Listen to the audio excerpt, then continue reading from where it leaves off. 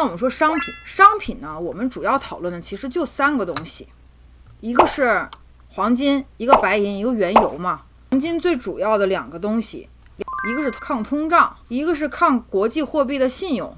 信用问题是什么呀？就是国际货币的更迭，就是我们最近在做的一个视频的系列。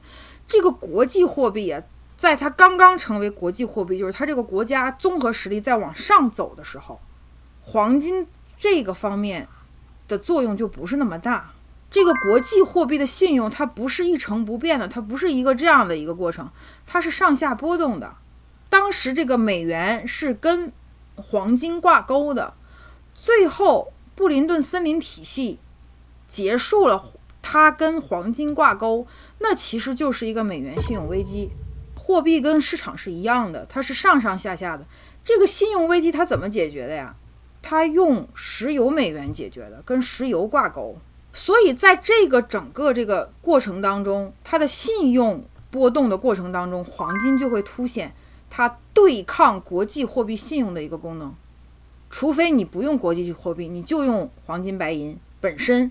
如果你不用它本身，你用这个国际货币，用这个信用货币，真正的信用货币，那么相互之间就是有关系的了。那么还有一个就是通胀。好，通胀又分2种。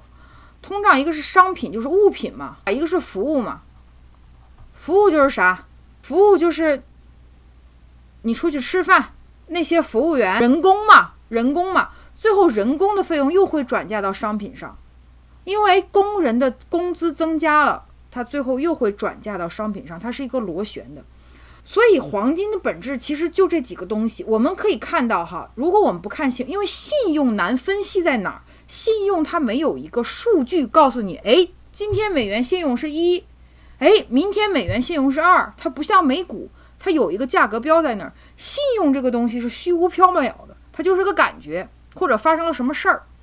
为什么现在开始突然间其他的国家开始增加黄金储备？人家突然发现什么？俄罗斯手里的美元，人家直接就给你把这个账扣住了。而且以前也发生过，美国把人家别的国家的美元资产控制住之后，过了一段时间把这个东西充公了。然后以前大家觉得瑞士这个东西银行都是很安全的，会发现它也被卷入这个当中，它也给你扣住了。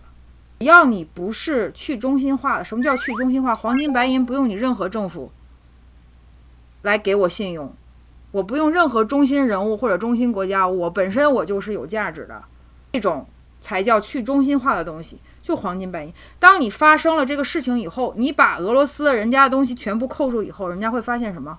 你用美元来控制我们，每一个国家手里都有美元，谁会喜欢让人拿捏呢？大家突然觉得这个信用好像是不行了，这是一点。第二点是什么？他的债务太高了，占他的 GDP 太高了。像你一个人一样，你一个月赚多少钱，你借多少钱就是你的信用。你赚1万，你借1000，你的信用没问题。你赚1万，你借2万，人家也得掂量掂量，就是这个道理。你的债务太高了，所以你的信用逐渐下降。在这一个逐渐变化的过程当中，就是利好黄金的一个过程。然后就是我们说的通胀，商品通胀跟服务通胀，看到了吗？美元购买力，这是一个趋势，这个不会很轻易的去变化。在一个这样不会很轻易变化的趋势下，非常清楚的告诉我们方向，工资会更高，服务通胀会更高，美元购买力在下降，商品在往上涨价，就是刚才我们讲的通胀的这2点都支持黄金的基本面往上走，同时叠加呢所有的东西加在一起，现在就不是一个大级别的黄金顶点的时候。黄金顶点的时候，就是你这些问题全都解决了，就是说这种全都解决了，包括你的信用，你这些东西全都解决了。比如说你说我不跟黄金挂钩了，我跟原油挂钩，对吧？换一种东西去把这个整个打翻掉，重组。现在不是这个时候，对吧？所以我们看黄金的年线，这一根年线快50年的一根年线，一根趋势线，在今年被突破了，马上就收盘了。12月份它是突破的，它没有回来，它不管它怎么波动都是无效波动。所以你要知道你投的一个框架。我们之前有在组团有用月线的方法去提示一个，就是这个吧，这是月线的黄金哈。那我们说到冲顶之后，它可能会在顶部待着，只要它一下来，基本上就下来了。下来了怎么判断？这种位置也会冲顶，这种位置也会冲顶，这种位置怎么就是也会冲顶？